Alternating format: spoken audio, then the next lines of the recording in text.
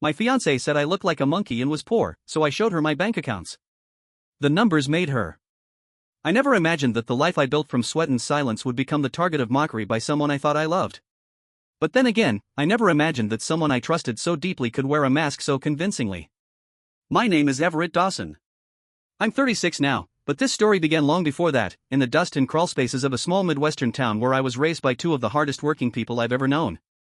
My grandfather, Glenn Dawson, came to this country from Ireland in the mid-1950s. He had no money, no connections, and barely any understanding of English, but he had a stubborn resilience that burned like fire in his chest. He started Dawson Drainage out of the back of a rusted Ford truck, going house to house, unclogging pipes and repairing busted water lines for whatever people could afford. By the time I was a kid, Glenn had turned that humble plumbing service into a respected local company. My father, Morris, expanded it, securing city contracts and buying up vacant lots in developing neighborhoods. My mother, Francine, kept the accounts balanced and the office steady with a calmness that was both graceful and formidable. They weren't rich, not in the glamorous sense, but they were steady. Honest. Respected. I was 9 when I started riding along with my dad in the service truck, learning to solder copper pipe before I could even drive. My summers weren't spent at camps or amusement parks, they were spent beneath homes, crawling through insulation and elbowing past spiders to learn the work that built our family's name. And every night, when I came home covered in sweat and sawdust, I felt something powerful: purpose. The Dawson family lived by 2 rules. First, never reveal everything you have, not out of pride, but out of prudence. And second, make sure anyone who says they love you loves your soul, not your wallet. By the time I reached college, our family business had grown into something substantial. But tragedy has no sense of timing. Just weeks before my final semester, both of my parents were killed in a car accident coming home from their wedding anniversary dinner. A drunk driver ran a red light. In a single night, I became the sole heir to everything they had built: Dawson Drainage, the real estate holdings, and the modest but intelligently grown investment portfolio my grandfather had started with barely anything. On paper, I was worth more than most people in our town could fathom. But inside, I was hollow. I moved into a modest 1-bedroom apartment above the old hardware store downtown, a place my dad had always loved for its character. I didn't touch the money. I didn't move into one of our nicer rental properties. I didn't buy a luxury car. I drove my father's old Chevy Silverado and wore his leather work gloves until they fell apart. My closest friend, Kip Langley, kept me sane through that time. We'd been friends since middle school, when he stood up for me in shop class after a kid teased me for bringing lunch in a metal thermos that smelled like copper flux. Kip was the son of a local dentist, but he never looked down on the blue-collar world.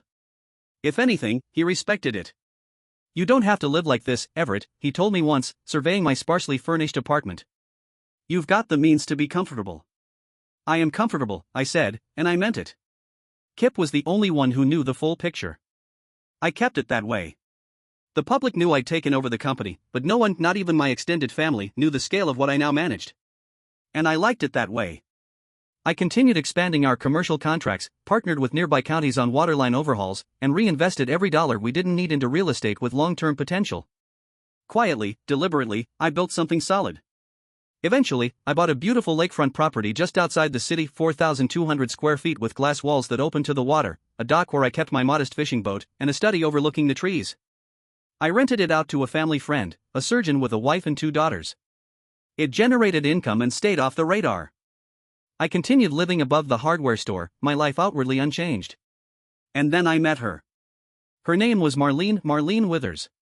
She was 30, confident, and seemed to carry with her a kind of lightness I hadn't known in a long time. We met at a community benefit hosted by the regional hospital, one of our commercial clients. Kip had convinced me to attend. Marlene was part of the nonprofit organizing the event. She greeted donors with a warm professionalism and a clever wit that made people linger a little longer than they intended. When we spoke, she asked about my business. "You're with Dawson Drainage, right?" she said. "I've seen your trucks, yellow with the bolt down the side." I smiled. Most people ignored us until their basement was underwater. That's me. We got coffee the next week. Then dinner. Then weekends. Marlene was sharp, clearly ambitious, but in a way that seemed earnest. She had climbed fast in her organization, working closely with corporate donors and city officials to push projects through. I respected her hustle. I admired how she never hesitated to speak her mind. And slowly, I started opening up. But not completely. Kip noticed first. One night, while we watched a baseball game, he asked, "You ever gonna tell her the truth?" About what? You know what? I sighed. Not yet. It's been 5 months, Everett. She's basically living at your place. I'll tell her when it matters. I wasn't afraid of losing her. I was afraid of finding out she wasn't who I thought she was. The first time she came to my apartment, I noticed it, the hesitation. She smiled, called it humble, but I saw the flicker. The shift. I explained that I lived simply by choice, that I didn't believe in performing wealth. She said that was admirable. My ex always chased image, she said. It's refreshing to meet someone who doesn't. That comment stayed with me, mostly because something in her tone felt rehearsed. Over the months, she met my employees, came to company picnics, and even helped plan a free maintenance day for elderly homeowners in town. She got along well with most of the crew, and the guys in the shop seemed genuinely fond of her. I began to let my guard down. I proposed to her on a crisp autumn morning while hiking in Redbridge State Park. She cried. Said yes. Everything seemed perfect.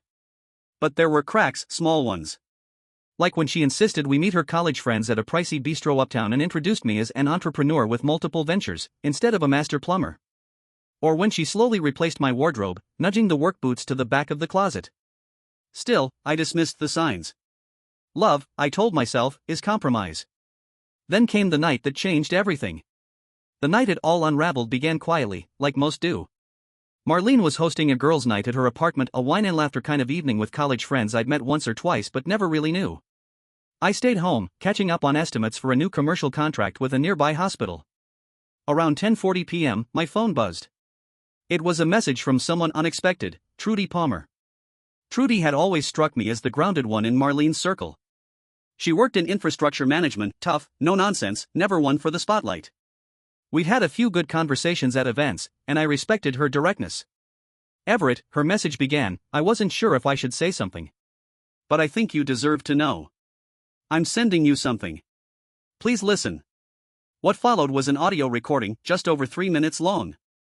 I played it with a tightening in my chest. The moment Marlene's voice came through the speaker, laughing with the others, my hand stopped moving on the mouse. Have you seen Everett's truck? She said, half laughing. It's embarrassing. Dawson drainage, like it's a badge of honor. He comes home sometimes still smelling like crawlspaces. Laughter. My father would never have approved. If he knew I was marrying a glorified pipe monkey, he'd probably disown me. My heart dropped. One of her friends, Kendra, I think, chimed in. So why are you even with him? He's stable. Kind. And his family's been in that business forever, Marlene said. I'm betting there's more under the surface. He never talks about money, but I think he's sitting on property or inheritance. I mean, come on, he's too calm to be broke. So, you think he's secretly loaded? Trudy's voice asked, clearly uncomfortable. Let's just say, Marlene replied, I've been nudging him toward a condo in Silver Point Ridge. Totally out of a plumber's budget unless he's hiding something. More laughter. Then. If he's just broke and comfortable being mediocre, I can help him figure things out. Push him towards something better. I mean, my cousin's husband works in finance, he could get Everett into something that isn't, drainage. Wow, one friend murmured. You have a master's and you're marrying a tradesman? Marlene chuckled. Sometimes I ask myself the same thing. But once we're married, we'll have a clearer picture of what's really going on. The audio ended. My office was dead silent. That wasn't frustration. It wasn't an emotional slip. That was strategy. Calculation. I didn't recognize the woman in that recording. I texted Trudy immediately. Thank you for sending that. Why did you? Her response came back in under a minute. My dad was a welder for 38 years. Gave up weekends to send me to school. Listening to her talk like that, it was disrespectful. You deserve better. That hit me deep. My grandfather, my father, they carried the weight of that same kind of judgment without ever complaining. I barely slept that night. At sunrise, clarity cut through the fog. This wasn't someone who saw my values. This was someone playing a long game for something she thought I was hiding. And she'd lost the right to ever know the truth. That morning, I picked her up as usual. She wore sunglasses and a sundress, looking only slightly tired from the night before. You ready for brunch? She asked with a smile. Change of plans, I said gently. There's something I want to show you first. She didn't ask questions, just nodded. 20 minutes later, we pulled into a gated drive lined with maple trees. The lakefront house stood ahead, sunlight reflecting off its glass facade. Her eyes widened. "Whose place is this?" she asked. "Mine," I said, entering the code at the gate. She laughed uncertainly. "Seriously, who owns it?" "I do. I've had it for years. I rent it out, but it's vacant this weekend." Her silence was immediate. I parked, then led her through the house. The double kitchen. The stone fireplace. The primary suite overlooking the lake. The study with a full wall of books and a vintage drafting table. The boat dock with a modest aluminum fishing boat bobbing gently. "Why do you live above a hardware store if you own this?" she finally asked. "This is an investment," I said. "It earns passive income. I own a few more like it, different kinds of properties. Commercial mostly. Apartment units. A few buildings downtown." She sank into one of the leather chairs in the study. "Everett. I don't understand. Why didn't you tell me?" I opened my laptop. Logged into my investment account. Turned the screen toward her. The number made her blink. "Separate from the business," I said. "Which, by the way, has expanded its contracts threefold. We handle city infrastructure and hospital systems.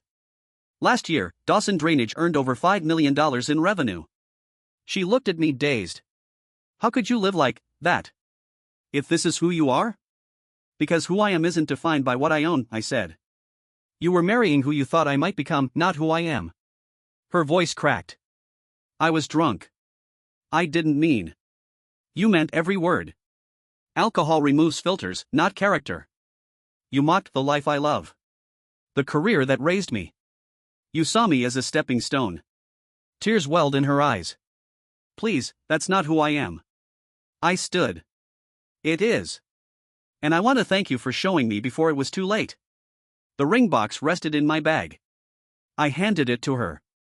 "You left this in my drawer. I didn't think you'd want to keep it, but I didn't feel right tossing it." The car ride back was silent. I didn't take her home. I took her to her parents' place, quietly, respectfully. "You're making a mistake," she said as we parked. "You think I'm some gold digger because of a few words." I turned to her. "No. I think you're someone who believes worth comes in numbers. And that's never going to be the person I spend my life with." I handed her a small bag with the rest of her things. "Take care of yourself, Marlene." In the hours that followed, my phone lit up like a storm. 36 messages. 19 missed calls. 5 voicemails. 1 email with the subject line, "Please, just hear me out." I didn't respond. By morning, the tone had shifted. From confusion to pleading, then to anger. When that failed, it turned into flattery. "You're a good man, Everett." I panicked. I just didn't know how to explain myself. I stayed silent. But silence never guarantees peace. 2 days after the breakup, I received a text from Trudy again. "Thought you should know, Marlene's telling people you were emotionally abusive. She's painting you as controlling and vindictive. She's saying the relationship ended because she stood up to you."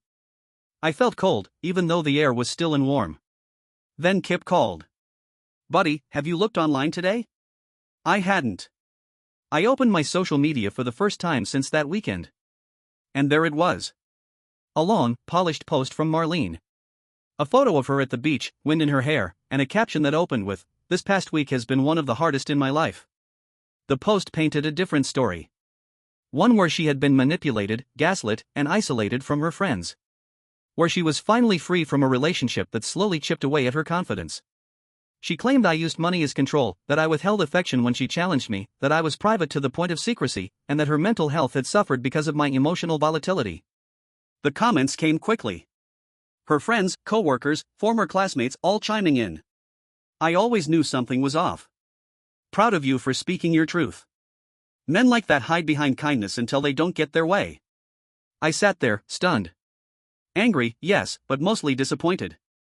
Not just in Marlene, but in how quickly people chose sides based on carefully crafted words and an image. It didn't take long for the ripple effects to hit my business. A city school official emailed to cancel our pending maintenance contract. A local coffee shop removed our logo from their community sponsor's wall. Worst of all, someone left a 1-star review on our business page saying they wouldn't support a company run by someone capable of emotional abuse. I called Sean, my lawyer. We have to act fast, I said. This isn't just personal anymore, it's professional. He met me that evening in his office. We reviewed the evidence, the audio clip, the text Marlene sent after I ended things, "You didn't have to humiliate me by flaunting what you kept hidden," and a series of messages showing no signs of fear, only wounded pride. Sean leaned back in his chair. "We're filing for defamation," he said. "And we'll file to dismiss whatever restraining order she's likely to seek." "She wouldn't," I started. "She would," he said, looking directly at me. "If she's willing to go this far publicly, she's willing to go further in court." He was right. 2 days later, I received official notice. Marlene had filed a petition for a temporary restraining order, claiming she feared I might retaliate against her for exposing the truth. In her sworn statement, she described an incident in which I allegedly broke a glass near her head in a fit of rage. She referenced patterns of emotional instability, controlling behavior, and isolation tactics. All of it false. What actually happened was simple. I'd knocked over a glass of water while we were discussing honeymoon plans. She laughed. I mopped it up. There was no shouting.